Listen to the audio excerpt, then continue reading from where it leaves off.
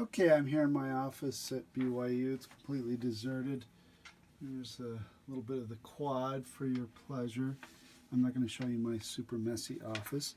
But we're going to talk today about, I'm sure, a topic you will love. This is derived rows. So, you know, the two main topics when we're talking about 12-tone serialism is the rows themselves and then how they're how they're made, and then which row forms are used and how those row forms are used. I guess that's three things. But anyway, we're going to continue to talk a little bit about row forms themselves. Let's actually put this on top of here. And okay, so we have a series of row forms that I've shown you before, and some of them are derived, and we'll talk about them. The first is the Webern Concerto, Opus 24, and this has been a highly influential piece. And as we pointed out before, each of these derivation means that basically the 12-tone row is made up of only one either trichord or tetrachord. In the case of the Webern Concerto Opus 24, that is the 014. Oh, can you see that okay? I'm going to use a different pen. For the, I believe that's the 3-3. I usually use this. A little more evocative than 3-3. Okay, 0-1-4, and then the E flat. If we count down from the G, F sharp, E flat, and then we go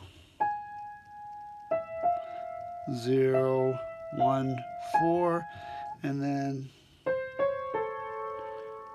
0-1-4.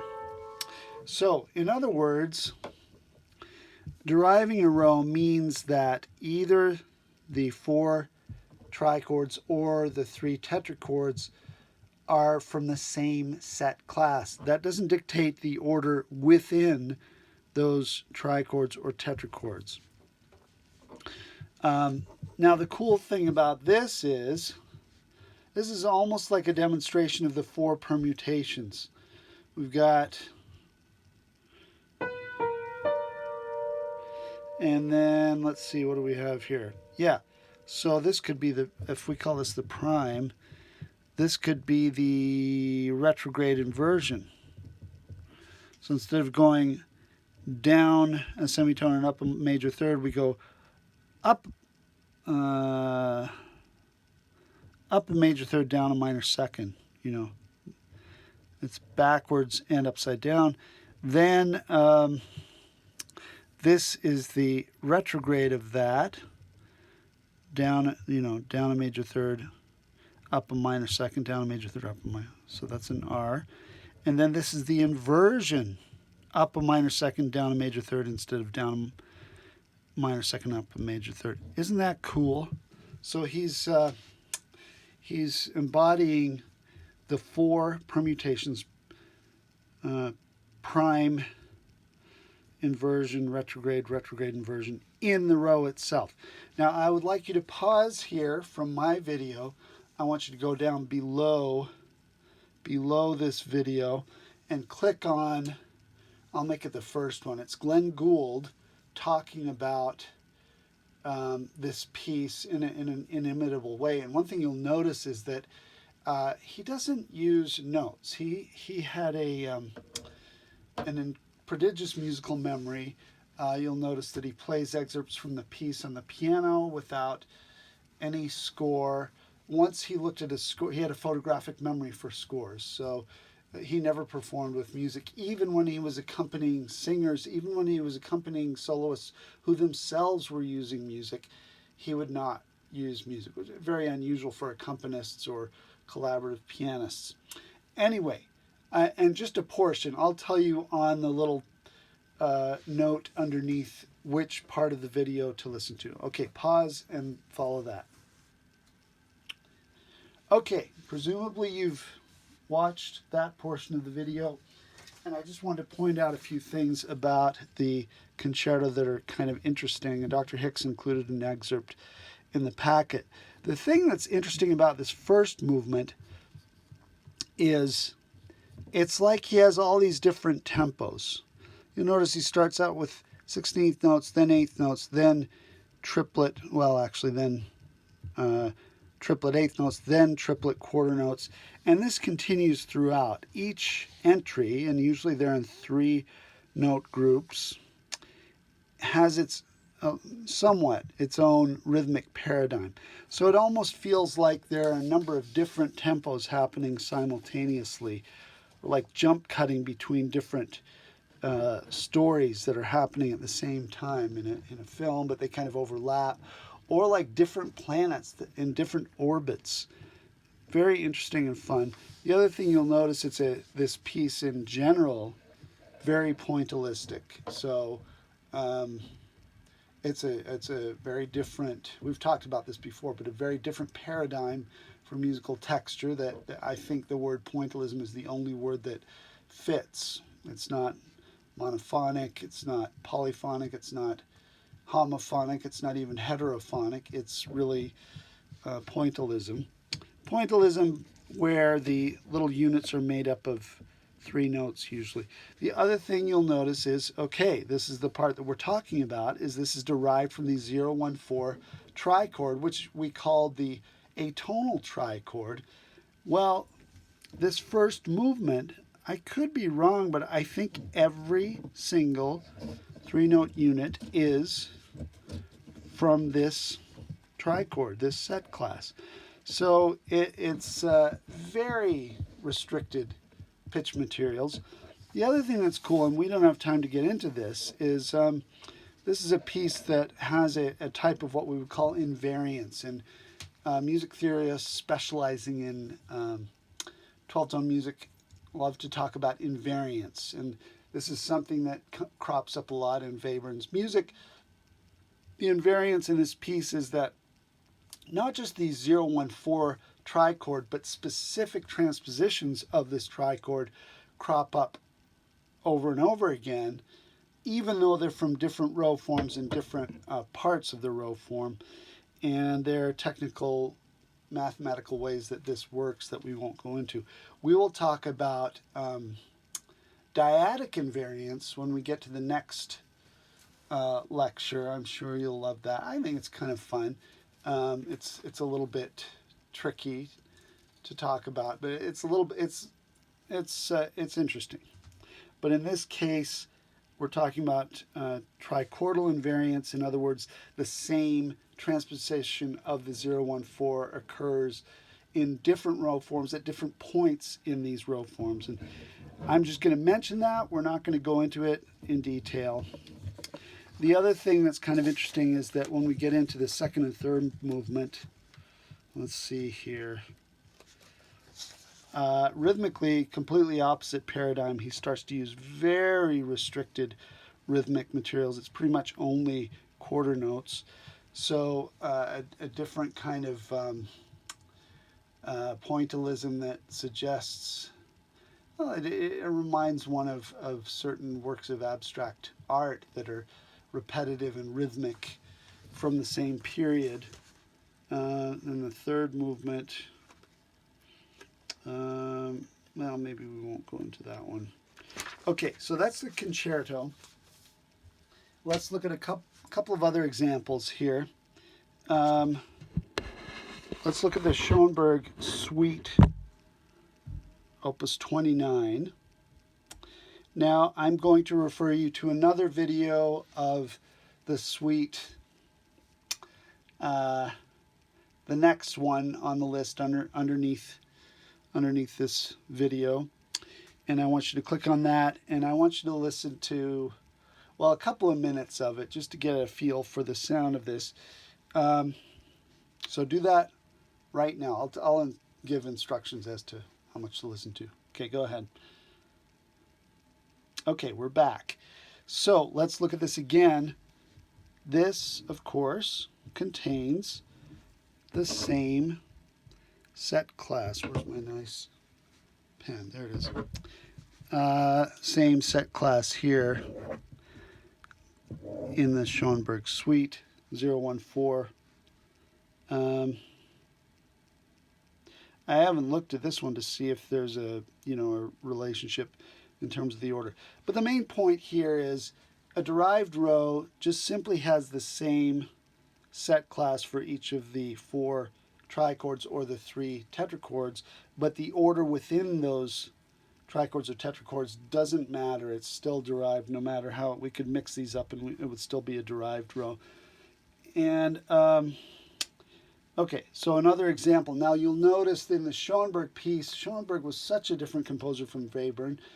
Webern, as Glenn Gould talks about this, Webern really was more of a futurist than Schoenberg. He really believed that the technical aspects of 12-tone serialism could radically alter musical form and texture, especially those 2 parameters. And he proceeded to do that.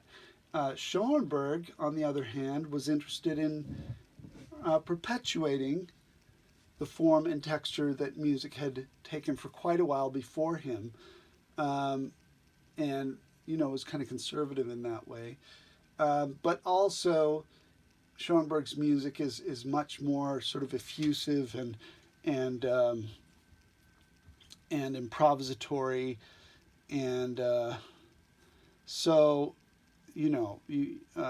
and maximalist, whereas Webern's music is very minimalist and very tightly controlled, and in the service of, again, creating these new textures, these transparent textures, kind of brainy events. And okay, so did we? I can't remember. You already listened to that. If you haven't listened to the Schoenberg Opus 29, do that now.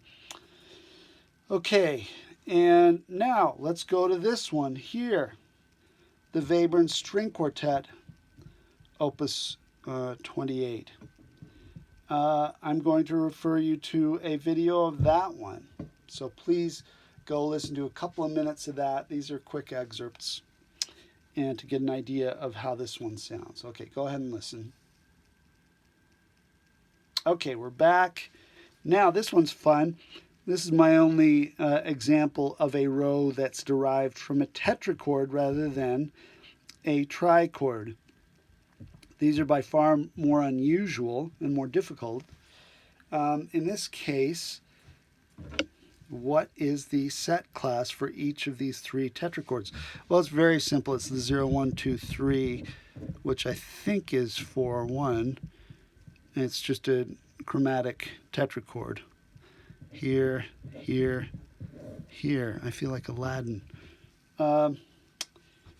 Okay, and I've put this here because this is a very famous motive or pitch sequence, because of course in German B is B flat and H is B natural. They have an 8th letter in their musical system. Of course, Bach and Webern were both German speaking, and so now Bach's last composition, the Art of Fugue, and the last movement, which was left unfinished, he was dictating it to his son Carl Philipp Emanuel Bach. This is very poignant. Started to do a fugal treatment of his own surname, B-A-C-H,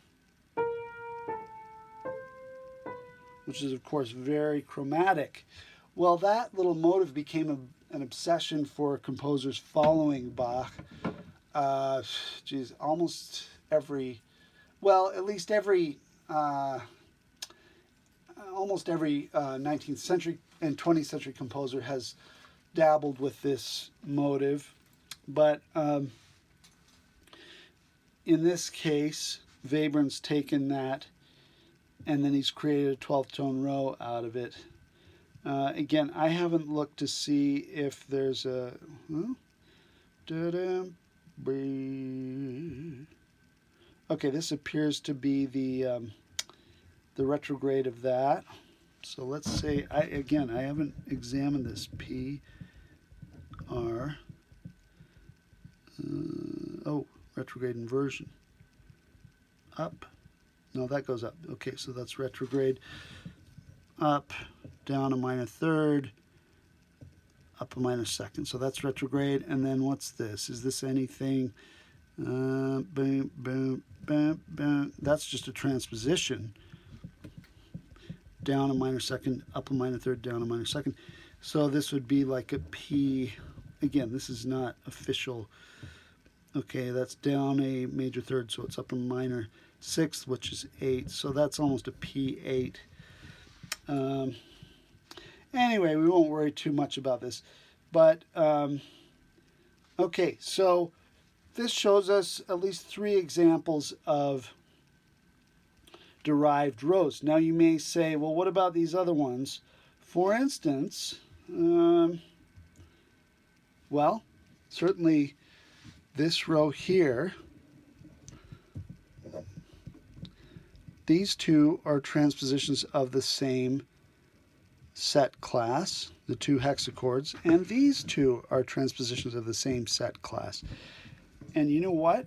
If I were to go through and look at all the 12-tone rows in the world, it would be very common. Maybe half of them would have the same, both hexachords would be in the same set class. It's very common. If we look at our fort chart, we're going to notice that, again, I don't know the exact numbers, at least half of hexachords are their own complements. So this is almost unavoidable. And so we don't really call a 12-tone row derived if it has the 2 same hexachords. You know, we could, some people do, but it's really either the 3 tetrachords or the 4 trichords. Now, okay, how do we derive a row from a trichord or a tetrachord? Well, to do this, first of all, let's look at let's start with trichords that are, I don't know if they're easier, but Dr. Hicks told us this is the rule for deriving a row from trichords. And the trick here is coming up with 3 trichords that belong to the same set class that don't share any pitch classes. That's it. That's the task.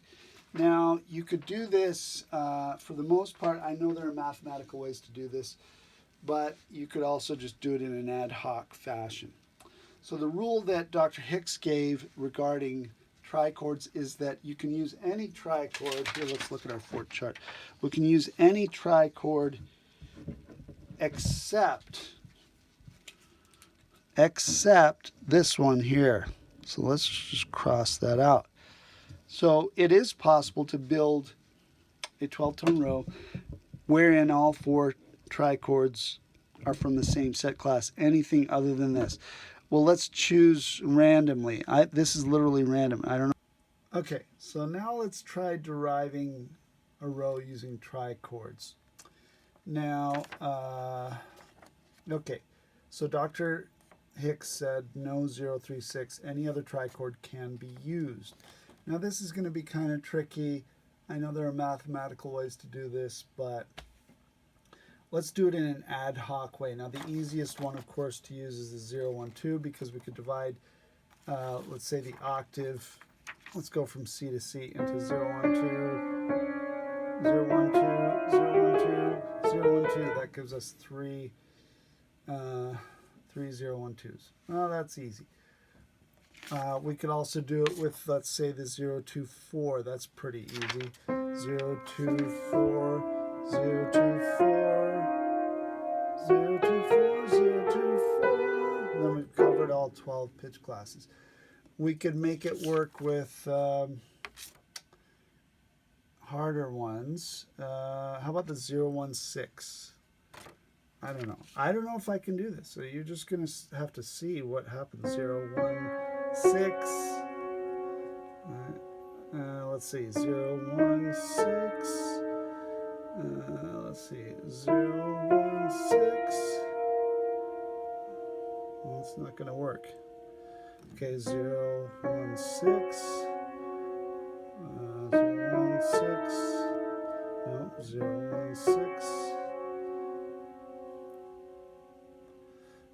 Let's do it upside down. 0, 1, 6. 0, 1, 6.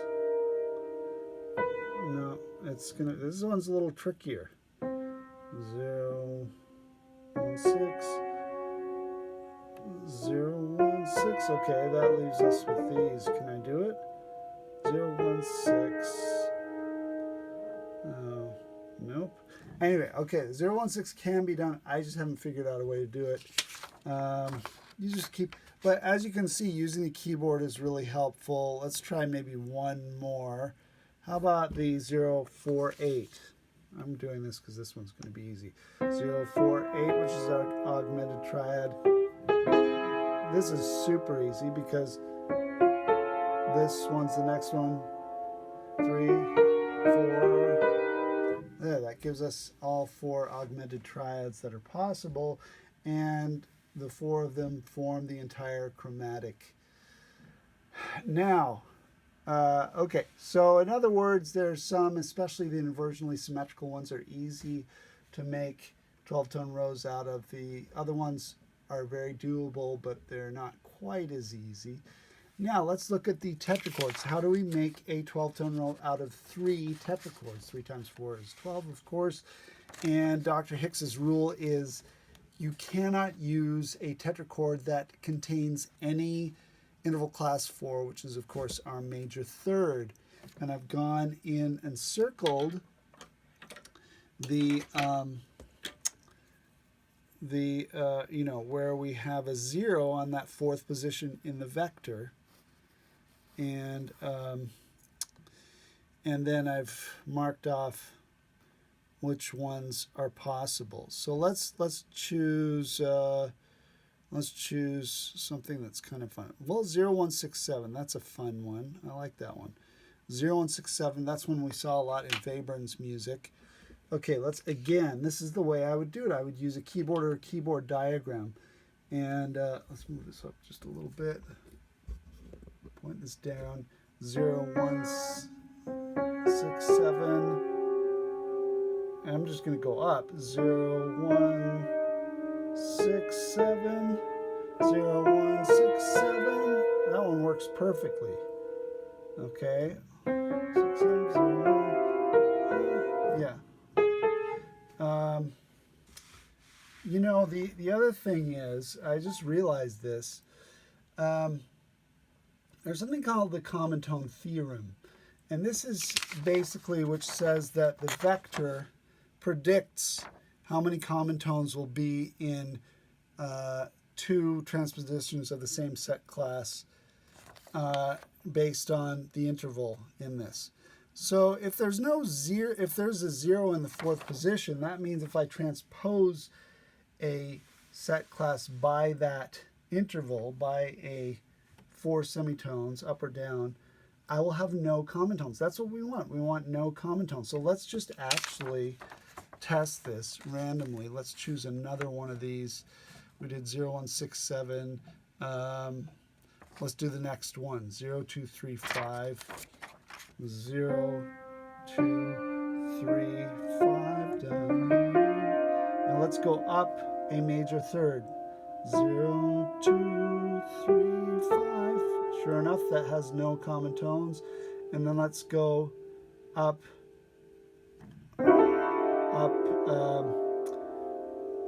go down 4 semitones to here, but I can't really do this. I'll do it up here.